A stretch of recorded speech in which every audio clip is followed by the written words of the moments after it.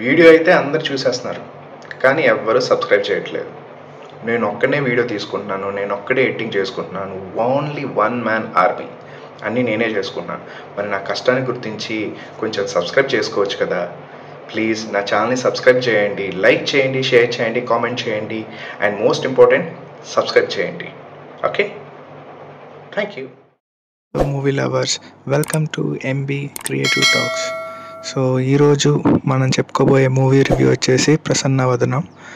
So ఈ movie story plot వచ్చేసి హీరోకి ఫేస్ బ్లైండ్నెస్ అనే ఒక డిసీజ్తో బాధపడుతూ ఉంటాడు. అండ్ అది పుట్టుకతో వచ్చింది కాదు, లైక్ తనకు ఒక యాక్సిడెంట్ వల్ల సో తనకి బ్రెయిన్లో ఒక చిన్న కెమికల్ చేంజెస్ రావడం వల్ల సో తనకి ఫేస్ బ్లైండ్నెస్ అంటే మనుషుల యొక్క ఫేస్ని గుర్తుపట్టకపోవడం. అంటే ఆ మూవీలో చెప్పిన ప్రకారం అయితే కళ్ళు, ముక్కు, నోరు మాత్రమే అతను చూడగలుగుతాడు, కానీ దాని వెనుకున్నటువంటి ఫేస్ మొత్తాన్ని తను రికగ్నైజ్ చేయలేడు.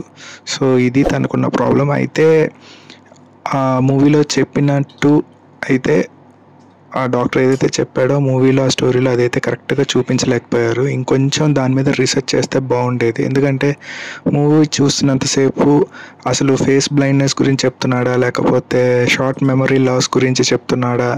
మన గజనీలో షార్ట్ మెమరీ లాస్ లానే ఉంటుంది కొంచెం. సో దానికి మనం కన్ఫ్యూజ్ అవుతాం, అసలు ఏంటి, అసలు దీనికి ఫేస్ నిజంగా ఫేస్ బ్లైండ్నెస్సా లేకపోతే ఇంకేంటా అనేది చాలా కన్ఫ్యూజ్ అవుతాము. అందులో డాక్టర్ ఒక 2 విషయాలు చెప్తాడు. ఒకటేమో కళ్ళు, ముక్కు, నోరు అండ్ ఫేస్ మాత్రం రికగ్నైజ్ చేయలేడు. రెండోది ఏంటంటే అవతల వ్యక్తి మాట్లాడేదానికి ఒక 2 వ్యక్తులు ఉంటే ఆ 2 వ్యక్తులు మాట్లాడుకుంటే ఎవరి వాయిస్ ఎవరిది అనేది కూడా రికగ్నైజ్ చేయలేడు అనేది చెప్పడం జరిగింది డాక్టర్. అయితే అది మూవీలోకి వచ్చి చూస్తే మనకు అలా కనిపించదు. సో అందుకనే నాకెందుకు మూవీ ఆ పర్టికులర్ అలాంటి ఫిల్మ్స్ చేసేటప్పుడు రీసెర్చ్ చేసుంటే ఇంకా బాగుండేది అనిపించేది. కొంచెం కన్ఫ్యూషన్ ఉంటుంది. So and as it is ఈ సినిమాలో వైవ హర్ష కూడా క్యారెక్టర్ బాగానే ఉంటుంది. సో అంత కామెడీ ఏమీ ఉండదు, ఇట్స్ స్లో ఫిలింలా ఉంటుంది. అండ్ ఇందులో ట్విస్ట్ బాగుంటుంది. సో ఒక స్లో ఫిల్మ్ ఇది, అండ్ చాలా కొంచెం ల్యాగ్ ఉంటుంది, అండ్ ట్విస్ట్ బాగుంటుంది కానీ ల్యాగ్ ఉంటుంది. సో అంటే ఇదో ఒక చిన్న సినిమా అని కాదు, కానీ మనకంత ఇంట్రెస్టింగ్గా అనిపించదు. సో ఏదో కొత్త ఎక్స్పెరిమెంటల్ ఫిల్మ్లా అనిపిస్తుంది. సుహాస్ ఇదో కొత్తగా ట్రై చేసి అనిపిస్తుంది. సో సుహాస్ ఫిల్మ్ యాక్టింగ్ మాత్రం యాజ్ ఇట్ ఈస్ ఓల్డ్ సినిమాలానే ఉంటుంది, కానీ అక్కడక్కడ కొన్ని ఎక్స్ప్రెషన్స్ చాలా బాగా ఇచ్చాడని చెప్పచ్చు.